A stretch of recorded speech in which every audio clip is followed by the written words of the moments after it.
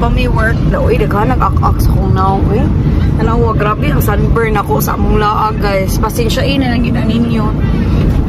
Nanga-ak-ak gina kong naong nag-sunburn ko. Bisan pag nag-sunblock ko. Puti-puti, kalain. Pero sige lang. Sabta na lang ninyo ha. Nag-sunburn ko. Kailain kayo. Anyway, padong may mag-renew sa passport aning bajengat na mo. Kaya na-expire na yung Canadian passport. Unya, saan na to pagsuroy o boy passport. So karon, since wala pa man mini-work, and it's a Tuesday, apply ang mga opisina, mag-renew me. Kaya ron na ay makadrive po na mo, si daddy. Unya, first, dito dahil mi sa pharmacy nga naapoy studio para magpa-picture para sa iyahang passport photo sa daraay. Tsadan! Mo ni, amo pang gipauga. Then karon we are on our way mismo na sa Service Canada kung asa mi mag-renew og passport. Lauwi, saan kanina ko kung naong no? Nagbutang na kog aloe vera pero grabe siya kapamaksit. So sige lang, muna atong napala sa atong laag, pero happy man, enjoy man, so why problema. Anyway, so we're on our way. Pakiton mo na ako, inikabot na mo. Abot na mi Service Canada. Ari lang mi diri sa McDonald's mo parking. O di McDonald's parking gid ni sa Service Canada. Puno lagi daghang tao. Daghang nag-renew siguro passport kay ting laag man. So manood sa mi guys, and then may tagdali rano dili dugay. May permit man alaw dito sa unahan. Puno oy daghang ni park, daghang tao siguro sulod, may lagdi ni dugay no. So mo na to musod sa mi. Gibutangag tubig ako ang naong guys. O pang mi kitag parking, so i-drop na lang mini Fritz sa tungod. Ya mangita siya parking silang kiyan. Sud na mi sa Service Canada. Come on. Okay, no food allowed. Yeah, no food allowed.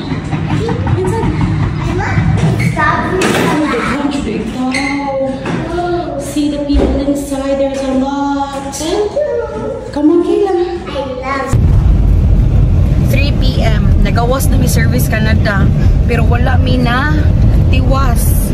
Kaya need me og guarantor kay sa renewal of passport niya. Since wala pa man mi Canadian passport ni Fritz, need me og someone nga kaila na mo nga mo pirma nga nanay Canadian passport. Anyway, pwede ra daw mi mobalik kay dili mo po dinalian. Unya paspas raman sa daw ang processing sa ilang passport dito kay dili ra kaayo busy. So basin ugma i-drop mi ni daddy dito early morning. Unya mag-commute na lang mi pauli. Now, padung mi mangumpra para konsumo na mo for the week. Ang luspad naman yung taon ko ani oy. Naunsa naman taan ni oy. Anyway, moro to manglakaw mi, init kistanan. Pirting inita. Kung unsa ka bugnaw-bugnaw dito sa Gaspisi, diri sa Ottawa, init jud ay.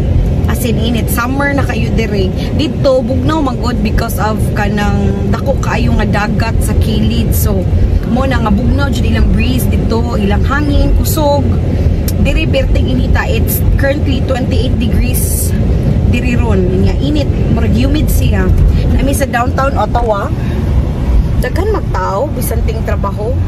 I guess nag holiday ang mga tao or mga tourist gihapon ni sila.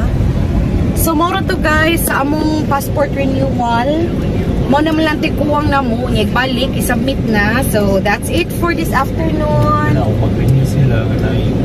Oh, if mag-renew mo nga naamoy anak, for example, inyong anak is Canadian, unya dili pa mo Canadian passport holder kay wala pa mo nagpa-citizen, need og guarantor di ay nga naka-Canadian passport holder para dili mo magbalik-balik sa Service Canada. So naamoy form, di ba naman ay form inig-renew. Actually dili renew, mahog nga magkuha o balik ang passport kaysa basta underage, below 16 years old, walay renewal. It's just you have to get a new passport when it expires. So the process will be like getting a new one, and then you need a guarantor nga naka-Canadian passport. Pero if you guys, kamo nga parents is Canadian passport, wala problema. So para ra ni sa katong dili pa citizen ang parents, Filipino passport holders or any other passport, need og guarantor if mag-renew sa or magkuha og bag-ong passport sa Canadian nga kid. So more to guys, just sharing og kung sa mong lakaw for this afternoon. Thank you so much sa pagtan-aw og sa sunod na sad. Bye bye, God bless.